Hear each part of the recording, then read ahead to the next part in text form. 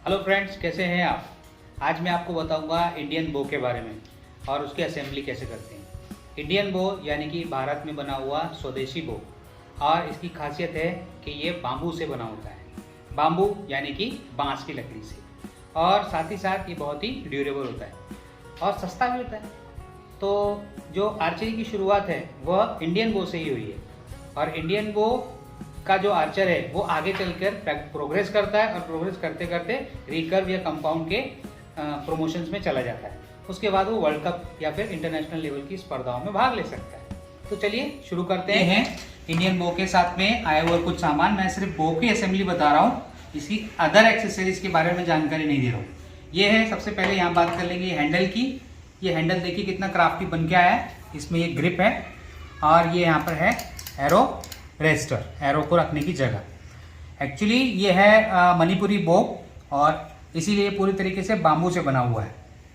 आप देख सकते हैं यहाँ पर एक सेंटर में जगह दी हुई है, उस जगह में ये लगाने के लिए दिया है प्लंजर बटन। तो प्लंजर बटन जो कि एरो रेस्टर, एरो में जो रेस्टर के पास में जगह है वहाँ पे लगाया जाता है, ताकि जो एरो जब फ्लाइट होता है तो उसको एक कुशनिंग मिल सके और एरो फ्लाइट होने में कोई दिक्कत ना है। यहाँ पर सबसे पहले हम इसे कस लेंगे।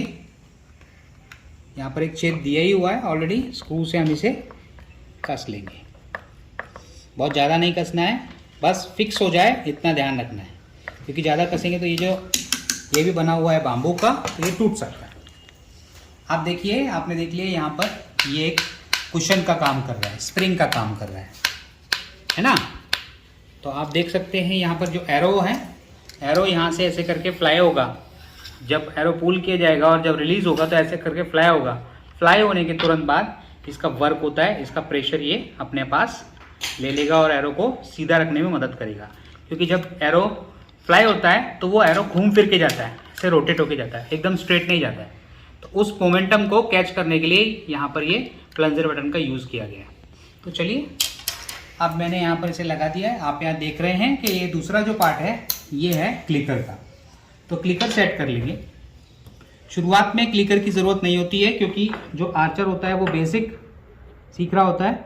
धीरे धीरे जैसे जैसे वो एडवांस होता जाता है, उसकी ड्रॉ के हिसाब से एरो को कट किया जाता है, और उसके बाद उसे इस क्लिकर का यूज़ करना होता है। लेकिन ये फैक्ट्री से लग के आया हुआ है, तो हम इसे हाथ नहीं लगाएंगे, इसे सिर्फ फिक्स करके रख देंगे। ये भी बाम्बू का बना हुआ है। ये जो है ये इसकी एम साइट है, और साइड के लिए एक रबर का एक कुशन दिया हुआ है। इसमें बारीक से एक छेद भी है, जिसके अंदर एक पिन लगाकर साइड की एम पिन बनाएंगे।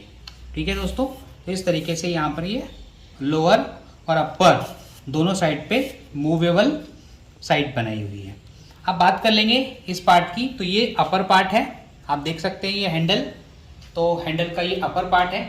अपर पार्ट में ऊपर की लिम को हम यहाँ पर डाल देंगे। लिम डालते समय पे हमें चेक करना है कि ये अपर है या लोअर। तो आप चेक कर सकते हैं, आपके सभी बो में इस तरीके से कहीं ना कहीं इसको इंडिकेशन दिया होगा अपर का या लोअर का। ठीक है, ये इस तरीके से मैंने यहाँ पर कर दिया है। अब मैं लोअर की लिम भी यहाँ पे लगा दूंगा। ठीक, अब हम इस पर स्ट्रिंग लगा लेंगे, और स्ट्रिंग लगाने के बाद में हम इसके लिए एक सेंटर सर्विंग में एरो को रखने की जगह, जिसे कि नॉकिंग पॉइंट कहा जाता है, उसको भी तैयार कर लेंगे। तो चलिए दोस्तों, ये हमारे पास में एक टूथपिक है। इस टूथपिक को आप देख सकते हैं, ये जो पान में लगाने वाली टूथपिक है, बहुत ही हमारे यूज़फुल है। और इसको हम यहाँ पर जो होल है, इस होल में फिक्स कर देंगे, और हमारा एम पिन की जगह पे इसको यूज़ करेंगे। बहुत ही सिंपल है, ये देखिए, आराम से आप इसको एडजस्ट भी कर सकते हैं, और रबर का होने की वजह से ये इसमें चला भी जाता है। ठीक है दोस्तों, तो ये एक हो गया। ये भी इको फ्रेंडली है, तो कितना हम पर्यावरण का भी ध्यान रख रहे हैं, है ना, प्लास्टिक से दूर कर रहे हैं और पर्यावरण के नज़दीक जा रहे हैं। अब हम इस स्ट्रिंग को लगा लेंगे। स्ट्रिंग लगाने के लिए वुडन बो के लिए स्ट्रिंजर की ज़रूरत नहीं पड़ती। आप चाहें तो सीधे सीधे से लगा सकते हैं, जैसे कि मैं लगा रहा हूँ। ऊपर वाला जो होल है वहाँ पर आप इसे फिक्स कर देंगे, और नीचे वाला जो होल है उसमें भी आप इसे फिक्स करने के लिए वापस ऊपर की तरफ टर्न करेंगे। और लेफ्ट लेग, यहाँ पर ये बात ध्यान रखने की है कि लेफ्ट लेग आपको राइट और लेफ्ट लेग के बीच में एक क्रॉस रखना है, और घुटने को आप लिम के पास लगाएंगे, हल्का सा प्रेस करेंगे। ये देखिए, इस पोजीशन में मेरा घुटना देखिए, घुटना कैसे प्रेस किया हुआ है, ये देखिए, दोबारा देखिए, ये घुटने को आप हल्का सा प्रेस करेंगे और फिर ये स्ट्रिंग को चढ़ा देंगे, है ना, बिल्कुल सिंपल। इसी तरीके से जब आपको इसको अनस्ट्रिंग करना है यानी निकालना है तो आप क्या करेंगे, घुटने को फिर दोबारा से वापस लगाएंगे और हल्का सा ऐसे प्रेस करेंगे और निकालेंगे। इस तरीके से चढ़ाना और निकालना है। जैसा कि मैं आपको बता रहा था, आप यहाँ से देखिए, जब नई स्ट्रिंग आती है तो वो एक सर्विंग लेके आती है साथ में। कभी कभी स्ट्रिंग के ऊपर सर्विंग नहीं होती है तो हमें सर्विंग थ्रेड का इस्तेमाल करके सर्विंग बनानी पड़ती है, लेकिन इंडियन बो में सर्विंग बनी हुई आ जाती है आजकल। अब जब हम इस एरो को इसमें लगा रहे हैं तो इस नॉकिंग की जगह पे, इस प्लेस पे एरो टिक नहीं पा रहा है। ये टिक क्यों नहीं पा रहा है, क्योंकि जो एरो है वो नॉक उसका मोटा है और जो स्ट्रिंग है वो पतली है। इसीलिए अब हम इसको मूव ना करें, इसके लिए एक फिक्सिंग की जगह बना लेंगे। उस जगह को हम बोलते हैं नॉकिंग पॉइंट। तो नॉकिंग पॉइंट की जगह पे हम सर्विंग की थोड़ी सी एक्स्ट्रा सर्विंग की लेयर लगा लेंगे। इसके लिए हमें फेवी बॉन्ड की जरूरत पड़ेगी। तो फेवी बॉन्ड क्या होता है, ये फेवी बॉन्ड है, पिडीलाइट कंपनी का फेवी बॉन्ड आता है जो आपको मार्केट में आसानी से मिल जाएगा। आप इसी का इस्तेमाल करें। और इसके लिए हमें ज़रूरत पड़ेगी एक डोरी की, यानी कि जो घर में इस्तेमाल करने वाली सिलाई मशीन के अंदर जो डोरी धागे का इस्तेमाल करते हैं उसकी हमें ज़रूरत पड़ेगी। तो वो भी हम अपने पास रख लेंगे। ये हमारे पास वो धागा है। आप कोई भी धागा ले सकते हैं, आपकी कलर का भी धागा ले सकते हैं, जो कलर आपको पसंद है। मुझे ये कलर पसंद लगा इसलिए मैं इसका इस्तेमाल कर रहा हूँ, ठीक है। तो चलिए, हमें यहाँ पर एक सेंटर पॉइंट बनाना है मार्किंग करके, जिससे कि हमें एक एरो की प्लेसिंग मिल जाए। आप देख रहे हैं यहाँ पर जो एरो रेस्ट है, एरो यहाँ पे रेस्ट होगा। जब एरो यहाँ पे रेस्ट होगा तो इस तरीके से हम उसको एक बिल्कुल सीधी दिशा में रख कर मार्क कर लेंगे। आप देख सकते हैं यहाँ पर, अगर मैं इस एरो के पॉइंट को थोड़ा सा ऊपर की तरफ हिलाऊंगा तो ये यहाँ से रेस्टिंग पॉइंट से निकल जाएगा, और अगर मैं नीचे की तरफ करूँगा तो ये यहाँ से ऊपर की तरफ आ जाएगा। देखिए, आप यहाँ देख सकते हैं, ये एक मैंने मार्किंग कर दी है। अभी मैं इसको सीधा कर रहा हूँ। ये मेरी एक्चुअल मार्किंग है, यहाँ पे आप देख सकते हैं। ओके, तो ये क्यों बना रहे हैं, क्योंकि एरो को बिल्कुल सीधा रखना है। इसका एक ये सिंपल तरीका है। सिंपल मीन्स क्या, इसके लिए कोई मशीनरी की ज़रूरत नहीं है। लेकिन दूसरा तरीका है बो स्केल का। आप चाहें तो बो स्केल का भी इस्तेमाल कर सकते हैं। अगर एडवांस लेवल पे आपको जाना है तो आपको रिकर्व के बो में बो स्केल का इस्तेमाल करना पड़ेगा। इंडियन बो में भी आप कर सकते हैं। तो हम यहाँ पे अपने अंदाजे से मार्क करेंगे, लेकिन ध्यान रखें बिल्कुल सीधे ही आपको यहाँ पे मार्क कर लेना है। अब स्ट्रिंग के ऊपर यहाँ पर आप ब्लैक पेन से या किसी भी ऐसे पेन से जिससे कि आपको दिख जाए, आप यहाँ मार्क कर लेंगे। ये स्ट्रिंग मुझे यहाँ पे दिख रही है, शायद कैमरे में आपको ब्लैक ही नज़र आ रही होगी, लेकिन स्ट्रिंग है ग्रे और इसको मैं ब्लैक पेन से मार्क कर रहा हूँ, ठीक है। ये जो मार्किंग है ये दोनों साइड से करनी है, ऊपर की साइड से भी और बाहर की साइड से, नीचे की साइड से भी। अब आप देख सकते हैं यहाँ फोकस करके, तो आपको ये एरिया आपको इसका मार्किंग की जगह दिख रही है। अब इस बीच वाले एरिया में मैं एरो को लगाऊंगा। इतने एरिया को हम क्या करेंगे, लगभग 1 इंच आसपास के एरिया को हम दोबारा से सर्व कर लेंगे। सर्व करने के लिए सबसे पहले हम जो धागा है उसको ले लेंगे। हम कोशिश करेंगे, क्योंकि हमें सर्व करना है, फास्ट करना है, तो हम डबल या ट्रिपल लेयर धागे की ले सकते हैं। आप देख सकते हैं मैंने यहाँ पे धागे को 4 लेयर बना लिया है। आप चाहें तो डबल लेयर भी बना सकते हैं, लेकिन 4 लेयर बनाने के बाद में आपको जो मेन काम करना है वो है फेवी बॉन्ड। फेवी बॉन्ड लगाने का तरीका क्या है, सबसे सिंपल है, आपके जो फिंगर है उसको थोड़ा सा ख़राब कीजिए। आर्चर्स को फिंगर ख़राब करने में कोई परेशानी नहीं होनी चाहिए, क्योंकि वो फिंगर्स के यूज़ करके बहुत ही अच्छे से काम कर सकता है ना। देखिए, आर्चरी में फिंगर का बहुत यूज़ है, क्योंकि हमको फिंगर टैप भी फिंगर में ही पहनना पड़ता है। अब देखिए, मैंने इस तरीके से यहाँ पे इसको अच्छे से फेवी बॉन्ड लगा लिया है। और फेवी बॉन्ड जो है जल्दी सूख जाता है, इसलिए उसको ड्राई होने के लिए रख देंगे। और फिर इस स्ट्रिंग के जो पार्ट है, आप देखिए, ये जो स्ट्रिंग का ये वाला पार्ट है, यहाँ से यहाँ तक मैं अभी फेवी बॉन्ड को लगा लूँगा।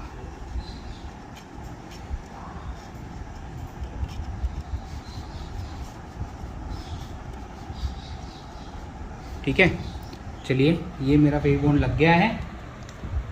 अब हम फटाफट से इसके ऊपर इस डोरी को चढ़ा देंगे। डोरी चढ़ाते समय पे आपको क्या करना है, जो इसका आउटर पार्ट है यानी स्टार्टिंग पार्ट है उसको लंबा करके इस तरीके से फिक्स कर देंगे। उसके बाद इन अंदर की तरफ से इसको रोल करते हुए चले जाएंगे।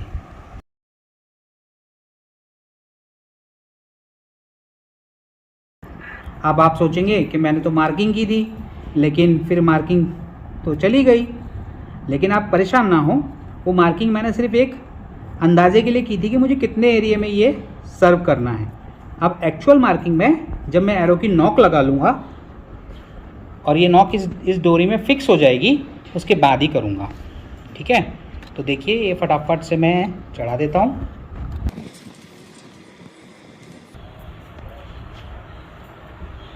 अब एक बार मैं चेक कर लूँगा कि नॉक बराबर है। ओके, अभी यहाँ पर एक गठान लगा देंगे हम, और ये गिठान यहाँ पर इसको टाइट करने के लिए रहेगी। फिर एक बार और गिठान लगाएंगे।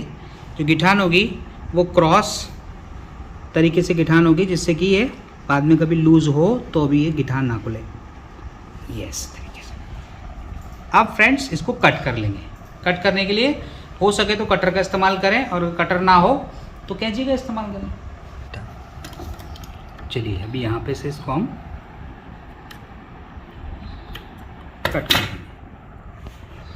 फिर दोबारा से थोड़ा सा फेविबॉन्ड लेंगे और यहाँ पे भी फेविबॉन्ड लेंगे।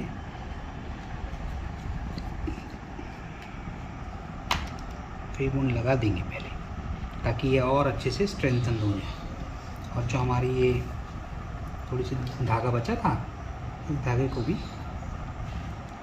दोबारा से फेविबॉन्ड।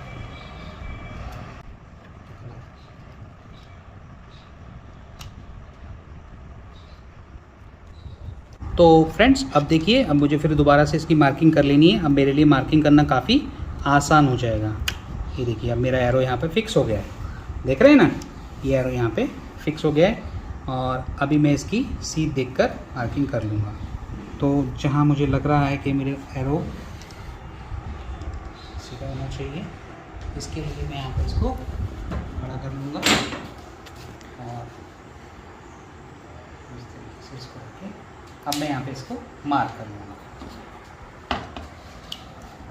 देखिए अब आपको दिख रहा होगा, ये मैं इस एरिए को यहाँ से मार्क कर रहा हूँ, यानी कि मैं बाहर से इसको एक आउटर रिंग के जैसा एक बॉर्डर लगा दूँगा, जिससे कि ये एरो इसमें हमेशा फंसा रहे। और आप तो अब हम एक साइड का पॉइंट बना लेंगे।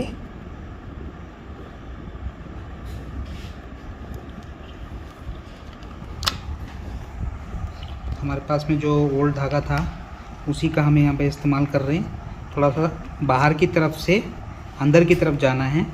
तो बाहर की तरफ से अंदर की तरफ जाने का फ़ायदा ये है कि आपको एक एक्स्ट्रा प्रोटेक्शन मिलेगा स्ट्रिंग के पास में, जो कि आपके एरो की स्टेबिलिटी को और बढ़ाएगा।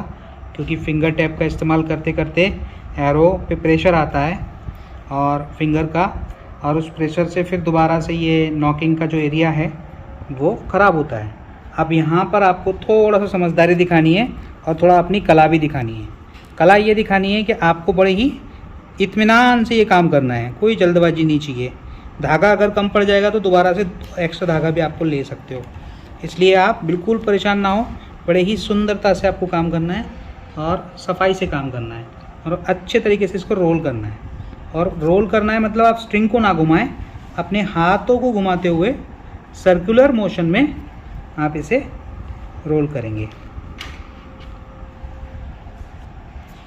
ये देख रहे हैं आप कि मैं किस तरीके से यहाँ पे इस धागे को एक के ऊपर एक डिस्क के जैसा चढ़ा रहा हूँ, और लगभग ये अब चढ़ के तैयार हो चुका है, देख रहे हैं। और यहाँ से फिर मैं थोड़ा सा फेविबॉन्ड और लगा लूँगा ताकि ये अच्छे से चिपका रहे। और लास्ट मोमेंट को बड़े ही सावधानी से देखिए प्रेस करता चला जाऊँगा। ये देखिए मैं ऐसे प्रेस कर रहा हूँ, ये प्रेस कर लिया और इसको फिर बाद में अपने दोनों नाखूनों की साइड से, अंगूठों के नाखून से थोड़ा सा चपटा कर दूंगा।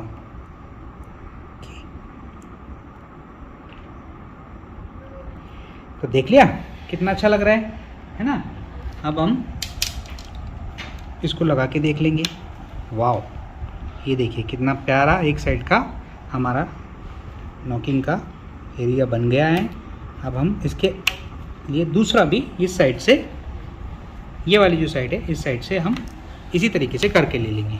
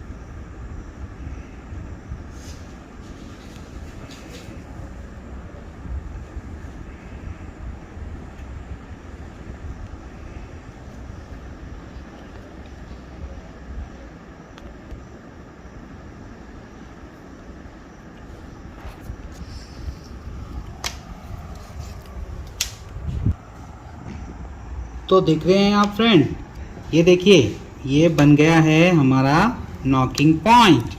अब हम बड़े ही आसानी से अपने एरोज को शूट कर सकते हैं। हमारा आर्चर रेडी है जो कि इस तीर को चला सकता है और उसको बड़ी आसानी से बनाना भी मैंने आपको बता दिया। तो उम्मीद करता हूँ आपको ये ट्यूटोरियल समझ में आया होगा और मैंने बड़े ही सिंपल तरीके से आपको बताया है। अगर आपको कोई भी डाउट है या आपको कुछ पूछना है तो कमेंट बॉक्स में कमेंट ज़रूर करें। और हमारे चैनल पे अगर नए हैं तो सीखो आर्चरी लर्न आर्चरी, जो अब गुरु द्रोणा आर्चरी जालना के रूप में है, आप ज़रूर हमें सब्सक्राइब करें। और अगर जालना से हैं तो हमें आके ज़रूर मिलें। ठीक है, चलिए तब तक के लिए बाय बाय।